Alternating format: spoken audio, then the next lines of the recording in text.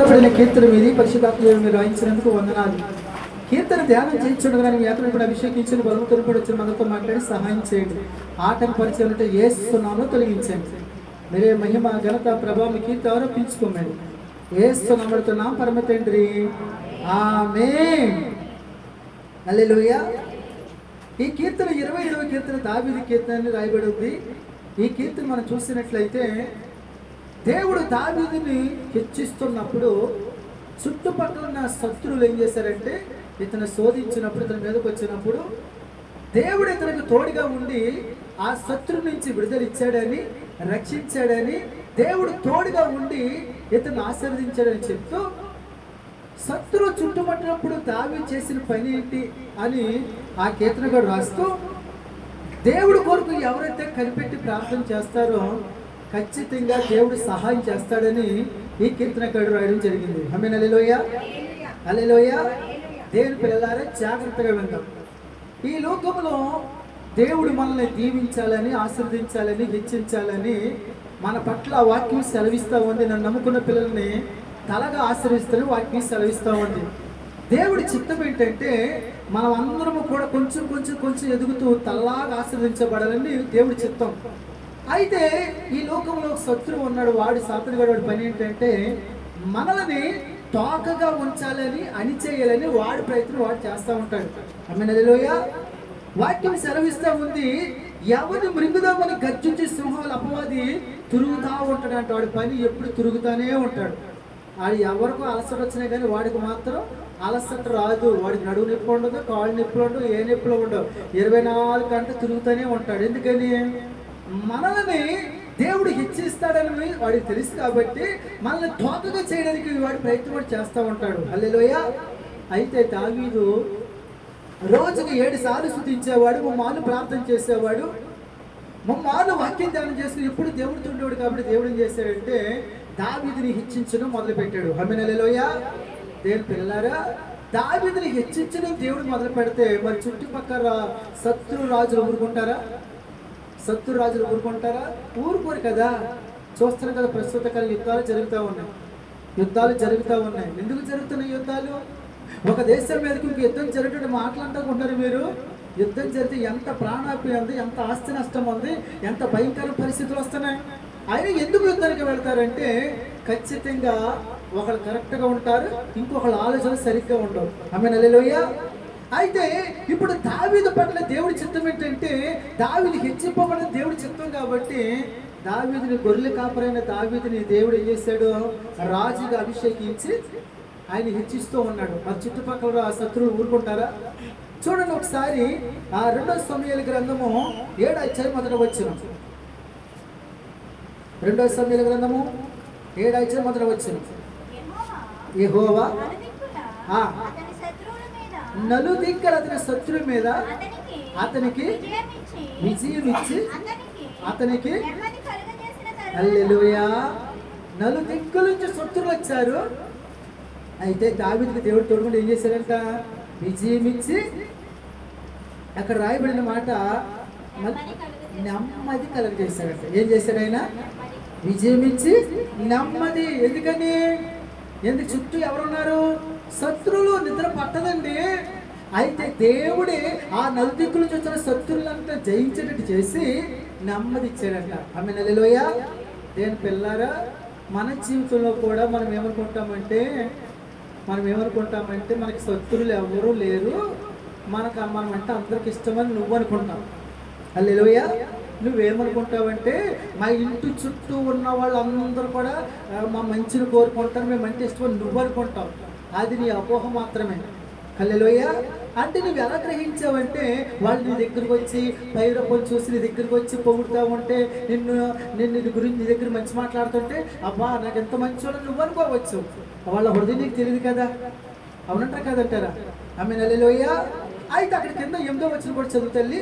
2వ సమూయేలు గ్రంథం 7వ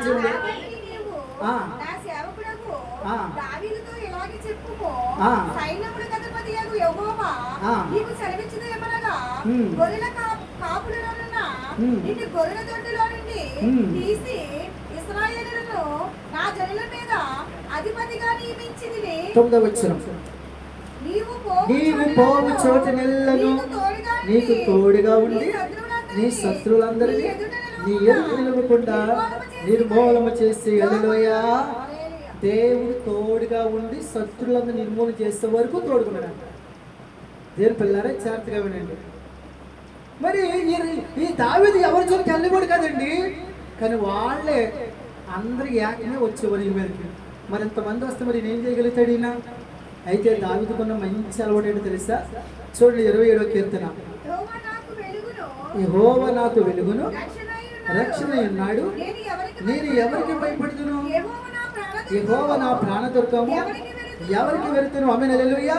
ఇక్కడ అన్నాడు యెహోవా నాకు వెలుగును రక్షణ ఉన్నాడు అంటే ఇప్పుడు దావీదు ఎవరి మీద ఆధారపడుతున్నాడు? ఆయన దేవుడే నా వెలుగు నా రక్షకుడై ఉన్నాడు. హల్లెలూయా. నేను పిల్లలారా, మనం కూడా ఎవరి మీద ఆధారపడాలంటే దేవుడే నా వెలుగు, దేవుడే నా రక్షకుడు అని నువ్వు పూర్తిగా దేవుడి మీద ఆధారపడాలి.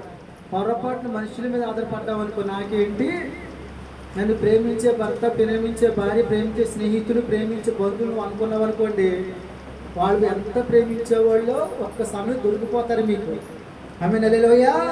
నువ్వు చేసిన పని ఏంటంటే నువ్వు ఎవరి మీద ఆధారపడాలంటే ఆయన నీకు వెలుగుగా రక్షకుడుగా యేసుక్రీస్తు ప్రభువు వారు ఉన్నారు కాబట్టి నువ్వు పూర్తిగా ఆయన మీద ఆధారపడాలి. ఇప్పుడు దావీదు ఎవరి మీద ఆధారపడుతున్నాడు? దేవుడి మీద ఆధారపడుతున్నాడు. ఆమేన్ హల్లెలూయా.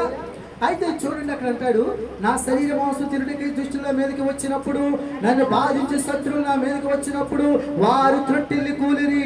నాతో యుద్ధం చేయటకు దండు దిగినను, నా హృదయం భయపడదు. నా మీదకి యుద్ధం రేగినను, దీనిలో నేను ధైర్యం విడగుందును. హల్లెలూయా. అయితే ఎంత శత్రువు వస్తుంటే దావీదు ఎలా ఉన్నాడంట?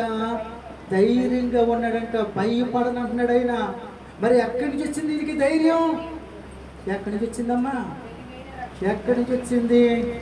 వెలుగైన యేసునందు విశ్వాసం ఉంచాడు. ఆమేన్ హల్లెలూయా. నేను పిల్ల, నువ్వు నేను కూడా మన జీవితంలో కూడా ఈ పొరపాటుని ఎవరి మీద ఆధారపడతాం. ఆ దేవుడి సన్నిధిలో మీరు వచ్చి ఆయన మీద ఆధారపడితే మీకు ఖచ్చితంగా కార్యం చేస్తాడు ఆయన. ఆమేన్ హల్లెలూయా. నిన్ను బలపరుస్తాడు, నిన్ను వాడుకుంటాడు, నీకు శక్తినిస్తాడు. నీ ద్వారానే అనేకమైన బలమైన కార్యాలు చేయడానికి దేవుడు వాడుకుంటాడు. హల్లెలూయా. అంతే నీ లోపల ఎవరి మీద ఆధారపడదు. ఎవరిని మీరు వెలుగుగా చేసుకోకూడదండి. చాలామంది అంటారు, మా నాన్న ఉంటే బలిగుండి, మా అమ్మ ఉంటే బాగుంటుందండి, మా బంధువులు బలిగుంటే ఎవరికైనా నాకు సాయం చేస్తారు, అలాగని మనుషుల్ని జ్ఞాపకం చేసుకుంటారు. అది తప్పే. ఎందుకని అంటే నువ్వు ఆల్రెడీ ఎవరి మీద ఆడుతున్నప్పుడు అంటే వాళ్ళు ఉంటే నాకు సాయం చేయాలి, ఏళ్ళు ఉంటే సాయం వాళ్ళకన్నా వాళ్ళని సృష్టించిన దేవుడు కదా. దేవుడు ఉన్నాడు లేడు? నీకు ఉన్నాడు కదా ఆయన. అమ్మా నిన్న నేడు నిరంతరం ఉన్న ఏకరీతిగా ఉన్న దేవుడు కదా ఆయన, ఉన్నాడు కదా ఆయన. మరి మనం ఏం చేస్తామంటే వాళ్ళుంటే నన్ను ఆదుకునేవారు, వాళ్ళుంటే ఆదుకునేవారు, వాళ్ళని జ్ఞాపకం చేసుకుంటావు నువ్వు. కరెక్టే, వాళ్ళు ఉన్నారనుకోండి, ఏమో వాళ్ళకి నీకు తేడా వస్తే తేడా రాదా? ఒక్కొక్క సమయంలో తల్లిదండ్రులకి పిల్లలకి తేడా రావట్లేదా? ఒక్కొక్క సమయంలో అత్తగారికి మామగారికి అల్లుడికి తేడా రావట్లేదా? ఒక్కొక్కసారి పిల్లకి తల్లికి తేడా రావట్లేదా? తేడా వచ్చే కదా వాళ్ళు పెళ్ళిళ్ళు కానీ పొందితే వెళ్ళట్లేదు. ఎందుకని? ఒకప్పుడు స్నేహితులే, ఒకప్పుడు సహాయం చేసుకున్నవారే, ఒకప్పుడు మంచి మంచి మనసే. ఇప్పుడు ఏమైంది? మొక్కలు అయిపోయిన లేదు, చూడలేదు మనం. ఆమేన్ హల్లెలూయా. మనుషులండి మారిపోతారు. మరి మారిన వ్యక్తి ఎవరు? దేవుడు. హల్లెలూయా. అంతకి మారిన వ్యక్తి దేవుడు కాబట్టి, దేవుడి మీద ఆధారపడ్డాడు కాబట్టి ఈయన ధైర్యంగా ఉండగలుగుతున్నాడు. హల్లెలూయా. ఈయన ధైర్యంగా ఉండే కారణం ఏంటంటే ఈయన ఒక మంచి పని చేస్తే ఈయనకు ఒక మంచి అలవాటు ఉంది. ఎవరికి? ఏం అలవాటు? చూడండి అక్కడ అంటాడు, యెహోవా యొద్ద ఒక వరం అడిగి తిని దాన్ని నేను వెతుకుచున్నాను. యెహోవా ప్రసన్నతను చూచుటకును ఆయన ఆలయంలో ధ్యానించుటకును నా జీవితకాలం మధ్య నేను యెహోవా మందిరంలో నివసింపగోరుచున్నాను. హల్లెలూయా. ఈయనకు ఒక వరం అడుగుతున్నాడు దేవుణ్ణి. ఏ వరం అంట? యెహోవా ప్రసన్నతను చూచుటకును ఆయన ఆలయంలో ధ్యానించుటకును నా జీవితకాలం అంతా నేను యెహోవా మందిరంలో నివసింపగోరుచున్నాను. హల్లెలూయా. అంటే దేవుడి సన్నిధిలో ఉండడానికి ఇష్టపడుతున్నాడు ఆయన. దేవుడి మందిరంలో ఉండడానికి ఇష్టపడుతున్నాడండి ఏమైనా. ఎందుకని? మందిరం అంటే ఏం జరుగుతుందండి? మందిరం దేవుడిదండి. మందిరంలోకి వస్తే దేవుడు అభిషేకిస్తాడు, దేవుడి సన్నిధి ఉంటుంది అక్కడ. ఆమేన్ హల్లెలూయా. అంతే నీ దేవుడి దగ్గర ఒక వరం పడుతుంది. ఏమంట? మీ దగ్గర, మీ పాదాల దగ్గర ఉండాలయ్యా, మీ మందిరంలో నివసించాలని కోరుకుంటున్నాడంటే ఈయన. హల్లెలూయా. మరి మనకు ఉందా వరం? మనం ఏం కోరుకుంటే ఇప్పుడు ఒక శరీరంలో సాక్ష్యాలు చెప్తారు కదా మీరు, ప్రతి ఒక్కరు చెప్పే సాక్ష్యాలు ఎలాగుంటాయంటే నన్ను, మా ఆయన్ని, మా ఆవిడ్ని, నా పిల్లల్ని, నా బంధువుని, స్నేహితులు దీవించండి, వారికి ఆపదలు వచ్చి కాపాడండి, వారికి రోగాలన్నీ వారు బాగుపడితే తిరిగి అయ్యాలండి. ఈ సాక్ష్యాలు కదమ్మా, అంతేనా?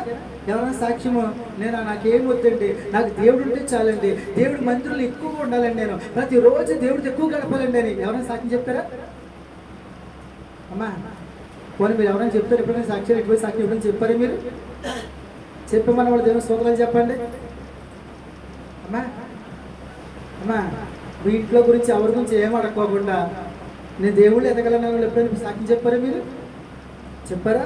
ఒకవేళ సాక్ష్యం చెప్తామన్నా పరిశుద్ధాత్మను ప్రేరేపించినా దాన్ని ఆఫ్ చేసేసి అయితే మళ్ళీ మనం అడగలేదనుకో, ఇప్పుడు సాక్ష్యాలు అడగలేదనుకో స్వస్థత అవ్వదు, దీవెన రాదు, ఏమీ రాదు, అయ్యో మనం అడగలేదు, దేవుడు అడగమన్నాడు కదా అందుకని అడగలేదని ఇవన్నీ పక్కన పెట్టి అయ్యడుతాం మళ్ళీ ఏమ్మా అవునంటారు కదంటారా? దావీదు ప్రార్థన ఏంటంటే అయ్యా నాకు ఒక వరం కావాలి, ఏంటో తెలుసా? మీ మందిరంలో నివసించాలయ్యా నేను. ఆమె హల్లెలూయా. నా మందిరంలో ఆయన పాదసంలో ఒక దినం గడుపుట 1000 దినాల కన్నా శ్రేష్టం అండి. హల్లెలూయా. మరి ఒక్క దినము మందిరంలో కనీసం వారికి ఒక్క రోజు కదా, 2.5 గంటలు కదా, మరి ఫుల్గా నువ్వు 2 గంటలన్నర గడుపుతున్నావు నువ్వు. కనీసం ఆ వరం అడిగో దేవుణ్ణి. ఏ వరం? నాయనా ఒక్క దినము కాదు కదా నాయన, 2 గంటలన్నర ఫుల్గా గడపాలి ప్రభా, వరం నాకు దయచేసి అడిగి ఎప్పుడైనా నువ్వు అడిగారా అడగలేదా? అడిగమని కూడా దేవుని స్తోత్రాలు చెప్పండి. ఫుల్గా 2 గంటలన్నరనే గడపాలి ప్రభా, ఆ కృప నాకు దయచేయండి ప్రభా అని నేను అడిగానండి దేవుణ్ణి అన్న కూడా దేవునికి స్తోత్రాలు చెప్పండి అమ్మా. దేవుని స్తోత్రాలు చెప్పండి. అడిగిన వాళ్ళు ఒక్కళ్ళు లేరు కదమ్మా. మరి అడిగితే కదా దేవుడు ఇచ్చేది, మరి అడగాలి కదా మీరు, ఏమని అడగాలి కదా. మరి అడగదు అమ్మాయిని పెట్టదు కదమ్మా, అవునా కదా? ఇంకేదన్నా చెప్పమంటే మాత్రం ఫుల్గా ఏది మర్చిపోకుండా మొత్తం చెప్తారు సాక్ష్యం. దానికన్నా విలువైన సాక్ష్యం ఇది. ఏది? మీ మందిరంలో ఉండాలయ్యా, ఆ కృప నాకు దయచేయండి అయ్యా. ఎందుకనమ్మా? ఫ్యాన్ కింద కూర్చుంటే ఒకలాగా ఉంటుంది, ఫ్యాన్ తిరగకుండా తిరగలేని ఫ్యాన్ కింద కూర్చుంటే ఇంకోలాగా ఉంటుంది. మీరు ఎందుకంటే దేనికి ఇష్టపడతారు అమ్మా? రత్నకుమార్ గారు కదమ్మా, ఎందుకని ఇష్టపడతారు? అది ఫ్యాన్ ఇది ఫ్యాన్ అది తిరుగుతుంది, అది ఆగింది. ఎందుకు ఇష్టపడతారు దీన్ని అమ్మా? ఎందుకని ఇష్టపడుతున్నారు ఇక్కడ అమ్మా? చల్ల గాలి వేస్తుంది, ప్రశాంతంగా ఉంటుంది, చెమట పట్టదు, హ్యాపీగా ఉంటుంది. అవునా కదా? అవునా కదా? మీరు చెప్పింది కరెక్టే. మరి దావీదు ఎందుకు భూలోకం మీద మనసు పెట్టుకోకుండా ఎడకోకుండా అయ్యా మీ మందిరంలో గడపాలయ్యా, మీతో నివాసం చేయాలన్నాడు ఈయన. దేవుడితో ఉండే భాగ్యం వర్ణించలేమండి. ఆయన సన్నిధి చాలా బాగుంటుందండి. ఆమేన్ హల్లెలూయా. అందుకని ఆయన గొర్రెలు కాపరైనా దేవుడు ఏం చేస్తాడంటే రాజుగా అభిషేకించాడు. రాజుగా అభిషేకించినా కూడా ఆయనకి అంటే దేని మీద లేదంట. మరి దేని మీద ఉందో ఆయనకి? రాజుగా అభిషేకించినా కూడా అంటే రాజుగారు అంటే మాటలమ్మా, రాజుగారి మాటలా? రాజుగారికి మామూలు కాదు, ఎంచక గుర్రాలు రథాలు రోజు కూడా తినొచ్చు, ఎంచక అక్కడే ఎంచక ప్రధానమంత్రి మోడీలాగా ప్రతి దేశం తిరిగి వచ్చాయి. కానీ ఆయన బాధ ఏంటి? ఆయన బాధ ఏంటమ్మా? దేవుడి మందిలో ఉండాలి నేను, నాకు దేవుడి సన్నిధి కావాలి. ఆమేన్ హల్లెలూయా. హల్లెలూయా. ఎందుకంటే దేవుడితో గడిపితే ఆ ఆనందం వేరండి, ఆ సంతోషం వేరండి. ఆమేన్ హల్లెలూయా. కాబట్టి మీకు ఆ మనస్సు లేకపోతే ఇప్పుడు మనస్సు మార్చుకుని దేవుడిని అది అడగండి. ఏది అడగండి? మీ మందిరంలో ఉంటానయ్యా, అయ్యా 22 గంటల కూడా మీతో ఇప్పుడు గడుపుతాను ప్రభా అని ఆ కృప కొరకు ప్రార్థన చేయండి. ఆమేన్ హల్లెలూయా అని చెప్తూ దేవుడి మందిరం నివాసం చేస్తే చూడండి ఎంత ఆశీర్వాదం చెప్పాడు అక్కడ. ఆపత్కరమైన తన పర్ణశాలను దాచును, తన గుడారపు మాటలను దాచును, ఆశ్రయ దుర్గం మీద ఆయన నన్ను ఎక్కించును. ఇప్పుడు నన్ను చుట్టుకుని నా శత్రువుల కంటే ఎత్తుగా నా తల ఎత్తబడును. హల్లెలూయా. దేవుడి సన్నిధిని కోరుకుంటే, దేవుడికి తోడుగా ఉంటే ఏ శత్రువు వచ్చినా నిన్ను దేవుడు ఏం చేస్తాడంట? కాపాడుతాడు. హల్లెలూయా. దేవుడు ఏం చేస్తాడు? కాపాడతాడు. భద్రత ఉంది. ఎవరుంటేనమ్మా ఆమె హల్లెలూయా. అవునంటారు కదంటారా? ఇప్పుడు మన మునిపెళ్ళ సీఎం వస్తారని తెలిసిందనుకోండి, మొత్తం మునిపెళ్ళ చుట్టూ సైనికులు వచ్చేస్తారు, సెక్యూరిటీ వస్తుంది. మామూలుగా కాదు, 2-3 రకాల సెక్యూరిటీలు ఖచ్చితంగా ముందు వస్తారని వచ్చి ముందు. అవునంటారు కదంటారా? ఆమె హల్లెలూయా. అప్పుడు ఎంత భద్రత ఉందో మునిపెళ్ళ గ్రామంలో ఎవరు ఏం చేయలేరు అప్పుడు. ఎందుకని? ఎవరు వస్తున్నారు? మన రాష్ట్ర సీఎం గారు వస్తున్నారు అని అక్కడ 3-4 రకాల పోలీసులు ఉంటే వాళ్ళు అందరూ లైన్లో ఉన్నారు, ఎవరు ఏం చేయలేరు. దేవుడితో మనం ఉంటే గనక మనల్ని ఎవరు ఏమీ చెయ్యలేరు. హల్లెలూయా. యెహోవా మన పక్షాన్ని ఉండగా మనకి విరోధి ఎవడు? దేవుడే మన పక్షాన్ని ఉండగా మనకి విరోధి ఎవడండి? ఆమె హల్లెలూయా. అంతిన చెవిసిన పన్నెండు దావీదును మనం ఎవరు కోరుకోవాలి? దేవుడి సన్నిధిలో కోరుకోవాలి. మరి ఆదివారం మందిపోవడం వస్తాం, మరి సోమవారం నుంచి శనివారం వరకు బయట తిరుగుదామనా? లేదు. ఆ 6 రోజులు కూడా చేసిన పని ఏంటి? నువ్వు గదిలోకి వెళ్ళి తలుపేసుకుని రహస్యమందు నీ తండ్రికి ఏం చేయాలి? ప్రార్థన చేయమని చెప్పాడు ఆయన. హల్లెలూయా. అంటే ప్రతిరోజు నువ్వు ఎక్కడైతే మోకరించి ప్రార్థన చేస్తావో అక్కడ దేవుడి సన్నిధి వస్తుంది. ఆమేన్. హల్లెలూయా. ఇశ్రాయేలు ప్రజలకి పగలు మేఘస్తంభముగాను రాత్రి అగ్ని స్తంభముగా ఉండడం లేదా? మనకు కూడా తోడుకుంటాడు దేవుడు. ఆమేన్. హల్లెలూయా. ఎప్పుడు మనము ఆయన్ని ప్రేమించి ఆయనతో గడిపినప్పుడు ఆయన మనం కూడా ఉంటాడు ఆయన. ఆమేన్. హల్లెలూయా. అందుకని మన ఇంట్లో ఖచ్చితంగా 7వ రోజు దేవుడితో గడపాలి. అలాగే 6 రోజులు ఎవరితో గడపాలి? ఎక్కువగాను దేవుడితో గడపవాలేను. హల్లెలూయా అని చెప్తూ చూడండి, అక్కడ అంటాడు, అక్కడ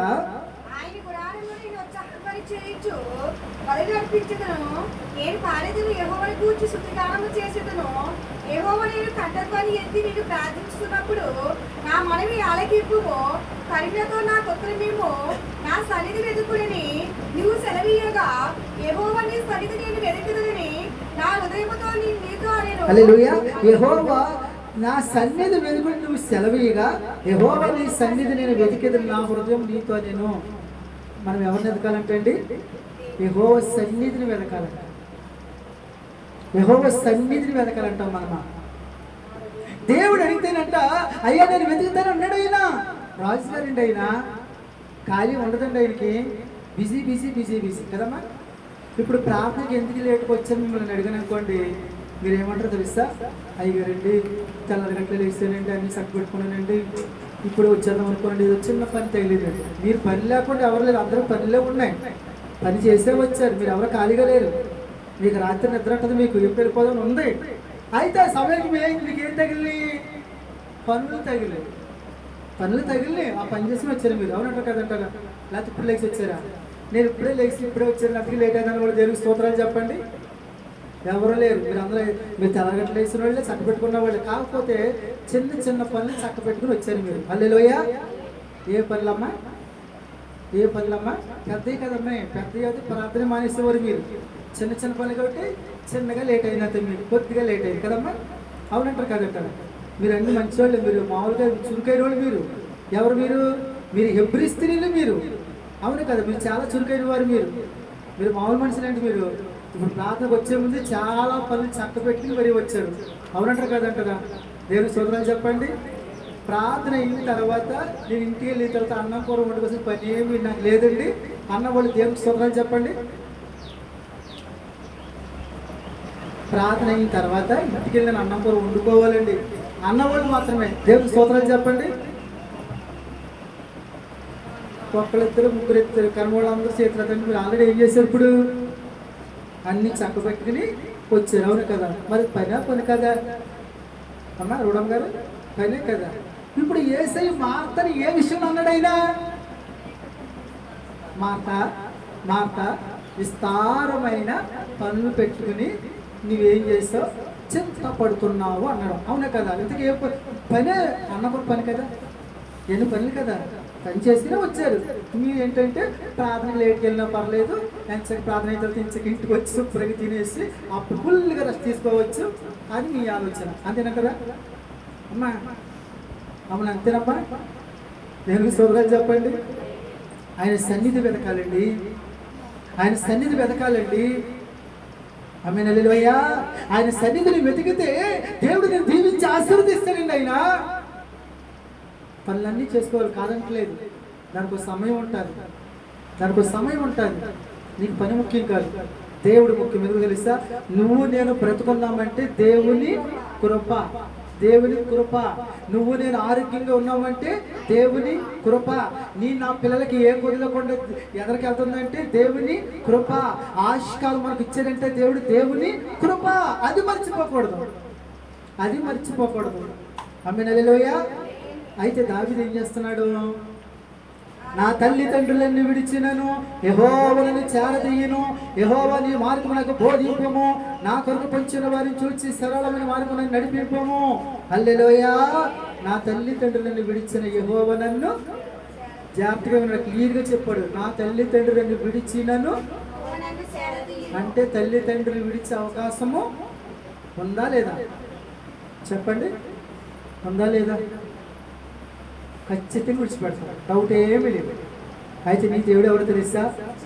నిన్ను చేరదీసే దేవుడు, నిన్ను ఆదుకునే దేవుడు, నిన్ను స్వస్థపరిచే దేవుడు, నిన్ను బలపరిచే దేవుడు. హల్లెలూయా. అందుకనే అంత గొప్ప దేవుడు, విడిచిపెట్టిన దేవుడు దావీదు ఏం చేశాడు? దేవుని వెతుకుతా ఉన్నాడు. హల్లెలూయా. చూసారు ఎంత కృప, ఆయన ఎంత జ్ఞానవంతుడు తెలిసండి ఆయన. అవునంటారు కదంటారా? మనం ఏం చేస్తామంటే ఆదివారం ఒకసారి మన ఫంక్షన్లు తగ్గుతాయి. ఫంక్షన్లు ఎవరు ఎంతగానో బంధువులు, స్నేహితులు, పెళ్ళిళ్ళు అయ్యని కూడా తగ్గుతాయి కదమ్మా. అప్పుడు చూస్తూ ఉంటాం కొన్ని బొంబుడేలు చేతిలో జారిపోయినట్టు, కొన్ని చేపలు వలలోంచి వెళ్ళిపోయినట్టు ఆదివారం ఎంచక్కను తెలివితేటగా తప్పించుకుని వెళ్ళిపోతారు. అవునంటారు కదంటారా? మీరు ఏమనుకుంటారు? తెలివని మీరు అనుకుంటారు కదమ్మా, కదమ్మా. అంతేనా? నాకు ఎందుకు ఇప్పుడు అయినా దేవుడి చోటైనా చూస్తాడు, చోటైనా ఎందుకంటే దేవుడు నాకు చాలా ఇష్టం. బంధువులు కదండి, వాళ్ళ కదా ఏడు కదా. నీకు ఆపద వచ్చినప్పుడు నిన్ను ఆదుకుంటే ఎవరు రారమ్మాళ్ళు. బంధువులు కూడా ఎలా ఉన్నారో తెలుసా? చూస్తున్నారు ఇప్పుడు. రేపు వాళ్ళ పక్షంగా ఎవరు వస్తున్నారు? అందరూ వచ్చారా? ఓకే, రాలేదా? గుర్తుపెట్టుకో. వాళ్ళు మనం మళ్ళీ పిలుస్తారు, మనం వెనపడదు అంతే. అలాగే అయిపోయింది ఇప్పుడు ప్రజలు. ప్రేమలో తెలుసా మీకు? అవునా కదా? దేవుని స్తోత్రాలు చెప్పండి. హల్లెలూయా. మనకి ఏదైనా ఆపద వచ్చింది, మన ఎదురు ఇంట్లో ఏదైనా పని వచ్చింది అనుకోండి, డబ్బులు కావాలనుకోండి, అందరూ సైడ్ అయిపోతారు. ఎవరు ఇవ్వట్లేదు. తెలుసా మీకు ఆ విషయం? తెలిసే తెలీదా? ఇవ్వట్లేదు, డబ్బులు కూడా ఇవ్వట్లేదు. ఎవరో బంధువులే, స్నేహితులే. ఇంకా గట్టిగా అనుకో, నా దగ్గర ఏమో పక్కల దగ్గర తెచ్చుకున్నానమ్మా, కాగితం రాసిమ్మని రాసి, నువ్వు కాగితం రాసింది ఆ కాగితం పట్టుకుని అది ఇచ్చి అప్పుడు డబ్బులు పట్టుకెళ్తారు నీకు. వాస్తవం ముందు డబ్బులు తీసుకుని కాగితం రాయాలి కదమ్మా. మా చిన్నప్పుడు అలాగే చేసేవారు. డబ్బులు పట్టుకెళ్ళరు, దాని ఏముందిరా అని ఇచ్చేవారు. తర్వాత 2 రోజులు 3 రోజులకి కాగితం పట్టుకొస్తే వస్తే రాసావా సెలవు వరకు. అలా కాదు, ముందు కాగితం రాయించుకుని అన్నీ అయిన తర్వాత అప్పుడు మళ్ళీ సాయంత్రాన్ని ఆ కాగితం వల్ల 4 గంటలకి డబ్బులు ఎత్తున్నారు. ఎందుకని? సేమ్ బ్యాంకు కూడా అదే పరిస్థితి. తనకు అరెస్టేషన్ చేయించుకుని ఆడి పేరు 10 మంది ఇంట్లో సంతకాలు ఇప్పించుకుని అన్నీ ఓకే అయిన తర్వాత అప్పుడు ఎత్తున డబ్బులు ఆడు ఎవడో. అవునే కదా? అంటే ఈ లోకంలో ఎవరిని నమ్మడానికి అవకాశము లేదు. దేవుని పిల్లలారా, మరి ఎవరు చేరదీసేవారు? దేవుడు. హల్లెలూయా, హల్లెలూయా. ఒక ఆయన యెరూషలేము నుండి యెరికోకు దిగుతున్నాడంట. దొంగల చేతిలో పడ్డాడు, దోషేసుకున్నారు. అయితే ఆ మార్గం నుంచి ఎవరు వెళ్ళాడు? లేవీయుడు వెళ్ళాడంట, చూసి చూడట్టు వదిలేశాడంట. యాజకుడు వెళ్ళాడంట, చూసి చూడట్టు వెళ్ళాడంట. తర్వాత సమరయుడు వెళ్ళాడంట, చూశాడంట, పరామర్శించాడంట. నూనె ఆ కట్లు కట్టాడంట, నూనె రాశాడంట. తీసుకెళ్ళి పోటుపళ్ళ ఇంటి దగ్గర విడిచిపెట్టాడంట. ఆమేన్ హల్లెలూయా. ఆ సమరయుడు ఎవరనుకుంటున్నారు? యేసయ్యకి సాదృశ్యం అండి. హల్లెలూయా. నేను పిల్లరా, నిన్ను నన్ను లోపల ఎవరు విడిచినా దేవుడు మాత్రం విడిచిపెట్టే దేవుడు కాదు. హల్లెలూయా. అందుకని దావీదు ఎవరి చెంతకు చేరాడంటే దేవుని చెంతకు చేరాడు. హల్లెలూయా. మనం కూడా ఎవరి చెంతకు చేరాలి? దేవుని చెంతకు అని చెబుతూ చివరికి అంటున్నాడు అక్కడ 12వ వచనం అంటాడు, అబద్ధ సాక్షులను క్రూరత్వం వెళ్ళగొట్టు వారును నా మీదకి లేచి ఉన్నారు, నా విరోధులు ఇచ్చకు నన్ను అప్పగింపకము. హల్లెలూయా. మనకి వ్యతిరేకంగా ఎవరుంటారంట? అబద్ధ సాక్షులు, క్రూరత్వం వెళ్ళగొట్టు వారు నా మీదకి లేచి ఉన్నారు. హల్లెలూయా. అబద్ధ సాక్ష్యం చెప్పేవాళ్ళు ఎక్కువైపోయారు ఇప్పుడు. ఏ సాక్ష్యం చెప్పాలి. మరి ఏ సాక్ష్యం చెప్పాలి? ఉన్నది చెప్పాలి, అంతేనమ్మా. మన మీద అన్ని అబద్ధ సాక్ష్యాలే. మనం బాగానే ఉంటాం, యథార్థంగా ఉంటాం. నీతిమంతుడిగా ఉంటాము. అయితే మనం ఏదేం జరుగుతుందంటే అబద్ధ సాక్ష్యాలు. హల్లెలూయా. ఏ సాక్ష్యాలు? నేను పిల్లలారా మన తోడనే ఉంటారు. యేసుక్రీస్తు ప్రభువు వారు తోడనే ఉన్నాడు. ఎవరో శిష్యుడు, మరి ఆయనకు అప్పగించింది. అలాగే మనం కూడానే ఉంటారు. మన గురించి చెడుగా చెప్తారు, చెడ్డ మాటలు చెప్తారు, అబద్ధ సాక్ష్యాలు చెప్తారు, అన్నీ చెప్తూ ఉంటారు. అది కష్టమేం కాదు. అయితే మనం ఎవరిని కూడా నమ్మే రోజులు కాదు. హల్లెలూయా అని చెప్తూ చివరికి అంటాడు, యెహోవా కొరకు నేను కనిపెట్టి ఉండుము, ధైర్యం తెచ్చుకుని హృదయం నిబ్బరంగా ఉంచుము. యెహోవా కొరకు కనిపెట్టుకుని ఉండుము. హల్లెలూయా. ఎవరి కొరకు కనిపెట్టుకోవాలంట? యెహోవా కొరకు కనిపెట్టాలి. యెహోవా కొరకు కనిపెట్టాలి. ఆమేన్. హల్లెలూయా. ఏ పరిస్థితులైనా నిన్ను నన్ను విడిచిపెట్టిన వ్యక్తి ఎవరంటే దేవుడు ఒక్కడే తల్లి. అంతే. ఎవరి కొరకు కనిపెట్టమంటున్నాడు? దేవుడి కొరకు కనిపెట్టాలి. ఎవరి కొరకు కనిపెట్టాలి?